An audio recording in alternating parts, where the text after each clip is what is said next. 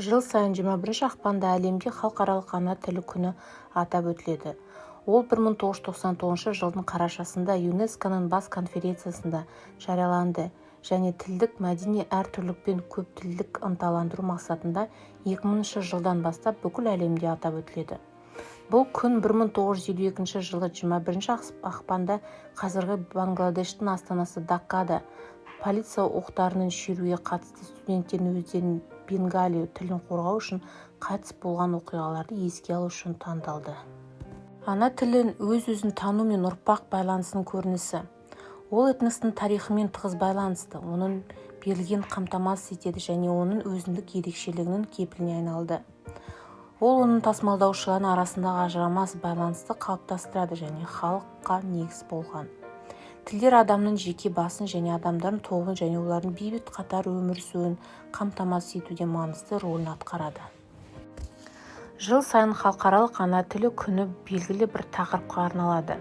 Олар ана тілі мен көптілділік, Брайль жүйесі мен жестау тілі, адамзаттың материалдық емес мұрасын қорғау және мәдени әртүрлілікті сақтау, ана тілінде оқытуға арналған кітаптар шығару арасындағы байланыстар қарастырылады. 2021 жыл оның тақырыптары көптілділік білім берудің өзгерту қажеттілігі болған. 2019 жылы 18 желтоқсандары қарарымен Біріккен ұлттық ұйымының бас ассамблеясы сонымен қатар 2022-2032 жылдары әлемнің байырғы тілдерінің халықаралық онжылдығы деп жарияланды. Бұл көптеген байырғы тілдердің апаты, жоғалу мәселесін әлемдік қоғамның назарын аудару және мүдделі тараптар мен ресурстарды оларды сақтау, жандандыру және ілгерілету үшін жұмылдыру болып табылады. ЮНЕСКО мәліметтер бойынша 6700-ден астам тілдің кемінде 40% сөйлеушілердің жетіспеушілігінің ұзақ мерзімді перспективада жойылып кету қаупі бар.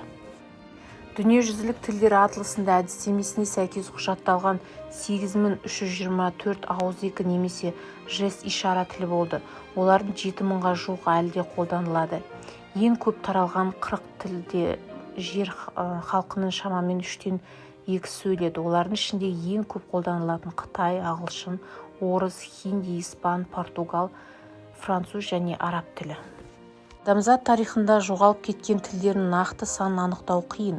Тек 1950-2010 жылдар аралығында 230 тіл жойылып кетті, ал әлем тілдерінің 3-тен 1-інде бір сөйлеушілер аз қалды. Бірақ сирек жағдайларда жоғалған тілді жандандыруға болады. Біздің дәуірімізде дейінгі 4 ғасырдан бастап 19 ғасырға дейін еврей тілі жойылып, 1970 жылдары каталан тілі гүлденді. Қазақстанда 5 қыркүйекте Қазақстан Республикасы халқының тілдер күні аталып өтіледі. Біздің көп ұлтты еліміз үшін бұл күн ерекше маңызға ие.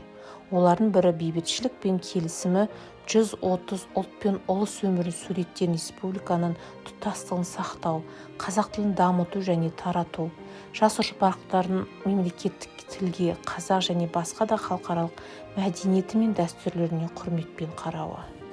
Тіл адамзаттың ең күшті айрықша белгісі, оның ерекше қаруы, деді қазақ қоғам және саяси қайраткер Ахмет Байтұрсынұлы. Көптеген қазақстандықтар және қазақ тілі әлемдегі ең бай 30 тілдің қатарына кіретін білеміз. Қазақ тілін түсінген адам көрші елдің түрік, Әзербайжан, қырғыз және басқа да тілдерін сөйлейтін адамдарын түсіне алады. 21 ақпанда көптеген мемлекеттерде мемлекеттік тілді қорғау бойынша акциялар өткізілді. Дәрістер мен конференциялар, көрмелер мен презентациялар ұйымдастырылды. Ана тілін білушілер арасында конкурстар негізделген.